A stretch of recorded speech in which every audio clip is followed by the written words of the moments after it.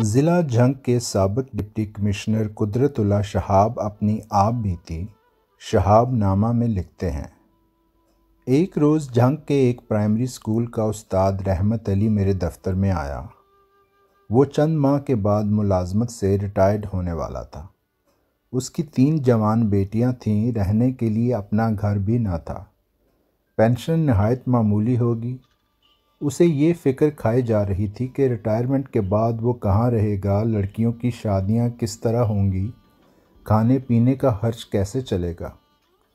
اس نے مجھے سرگوشی میں بتلایا کہ پریشانی کے عالم میں وہ کئی ماہ سے تہجد میں اللہ تعالیٰ کی بارگاہ میں فریادیں کرتا رہا ہے۔ چند روز قبل اسے خواب میں حضور نبی کریم صلی اللہ علیہ وآلہ وسلم کی زیارت نصیب ہوئی، جس میں حضور نبی اکرم صلی اللہ علیہ وآلہ وسلم نے ارشاد فرمایا کہ تم جھنگ جا کر ڈپٹی کمشنر کو اپنی مشکل بتاؤ، اللہ تمہاری مدد کرے گا۔ پہلے تو مجھے شک ہوا کہ یہ شخص ایک جھوٹا خواب سنا کر مجھے جذباتی طور پر بلیک میل کرنے کی کوشش کر رہا ہے۔ میرے چہرے پر شک اور تذبذب کے آثار دیکھ کر رحمت الہی آبدیدہ ہو گیا اور بولا، جناب میں جھوٹ نہیں بول رہا۔ اگر جھوٹ بولتا تو شاید خدا کے نام پر تو بول لیتا، لیکن حضور نبی کریم صلی اللہ علیہ وآلہ وسلم کے نام پر کیسے جھوٹ بول سکتا ہوں۔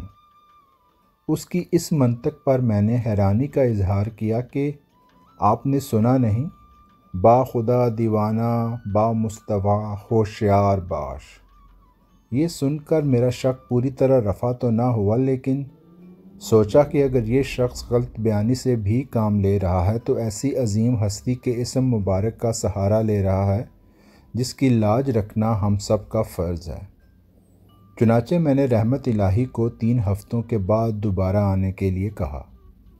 اس دوران میں نے خفیہ طور پر اس کے ذاتی حالات کا کھوج لگایا اور یہ تصدیق ہو گئی کہ وہ اپنے علاقے میں نہایت سچا، پاکیزہ اور پابند صوم و صلاۃ آدمی مشہور ہے، اور اس کے گھریلو حالات بھی وہی ہیں جو اس نے بیان کیے تھے۔ اس زمانے میں کچھ عرصہ کے لیے صوبائی حکومت نے ڈپٹی کمشنروں کو یہ اختیار دے رکھا تھا کہ سرکاری بنجر زمین کے 8 مربع تک ایسے خواہش مندوں کو طویل میعاد پر دے سکتے ہیں جو انہیں آباد کرنے کے لیے آمادہ ہوں۔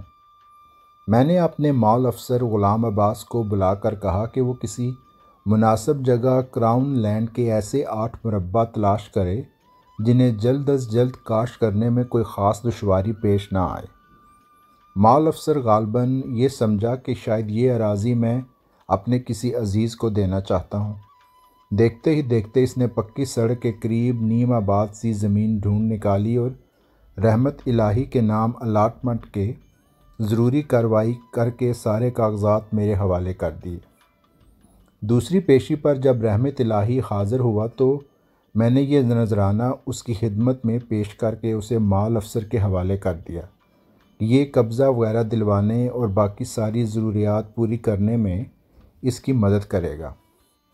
تقریباً 9 برس بعد میں کراچی میں field marshal general Ayub Khan کے ساتھ کام کر رہا تھا کہ ایوان صدر میں میرے نام ایک رجسٹرڈ خط موصول ہوا۔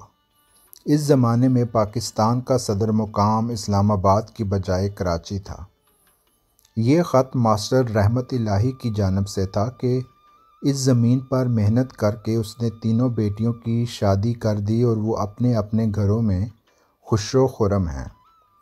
اس نے اپنی بیوی کے ساتھ فریضہ حج بھی ادا کر لیا اور اپنے گزارے اور رہائش کے لیے تھوڑی سی ذاتی زمین خریدنے کے علاوہ ایک کچا کوٹھا بھی تعمیر کر لیا۔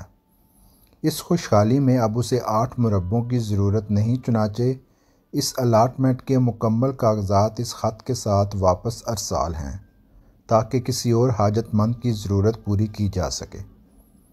یہ خط پڑھ کر میں کچھ دیر کے لیے سکتے میں آ گیا۔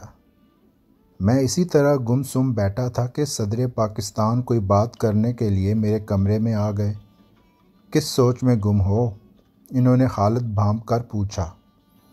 میں نے انہیں رحمت الہی کا سارا واقعہ سنایا تو وہ بھی حیران ہوئے۔ کچھ دیر خاموشی طاری رہی، پھر وہ اچانک بولے، تم نے بہت نیک کام سر انجام دیا ہے۔ میں گورنر کو لاہور ٹیلی فون کر دیتا ہوں، وہ یہ اراضی اب تمہارے نام کر دیں۔ میں نے نہایت لجاجت سے گزارش کی کہ میں اس انعام کا مستحق نہیں ہوں۔ یہ سن کر صدر پاکستان بولے کہ تمہیں زرعی اراضی حاصل کرنے میں کوئی دلچسپی نہیں؟ جی نہیں سر، میں نے التجا کی۔ آخر میں فقط 2 گز زمین ہی قبر کے لیے کام آتی ہے، وہ کہیں نہ کہیں کسی نہ کسی طرح مل ہی جاتی ہے۔ سامعین، اس کہانی کے 5 کردار اب ہمارے درمیان موجود نہیں ہیں، لیکن ماسٹر رحمت الہی کا کردار ہمارے لیے منارۂ نور ہے۔